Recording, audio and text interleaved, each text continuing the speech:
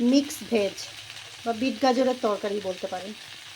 এর মধ্যে আছে বিট, গাজর, আলু, বিনস, টমেটো, কাঁচা লঙ্কা।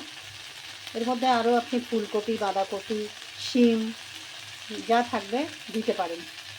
তবে হ্যাঁ, এর মধ্যে বেগুন, কুমড়ো এগুলো দেবেন না, ভালো লাগবে না খেতে। কড়াইতে সর্ষের তেল দিয়ে ওর মধ্যে কালো জিরে, কাঁচা লঙ্কা ফোড়ন দিয়ে সমস্ত সবজিগুলো ভালো করে ধুয়ে নিয়ে দিয়ে দিলাম। ওর মধ্যে জাস্ট নুন, চিনি আর হলুদ, আর কোনো মশলা নয়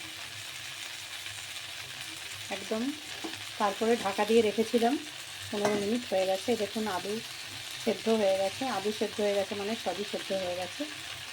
আলু, বিট, গাজর তো আগেই সেদ্ধ হয়ে যাওয়ার কথা। সব সেদ্ধ হয়ে গেছে, মিক্স ভেজ রেডি। এরপর লাস্টেই ধনে পাতা, কাঁচা লঙ্কা দিয়ে দিলাম।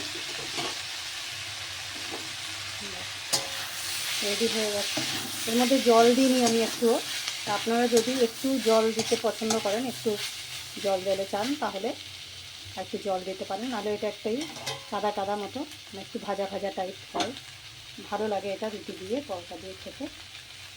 এটা আমি করেছি এখন ডিনারের জন্য, রুটি দিয়ে খাওয়ার জন্য। Thanks for watching.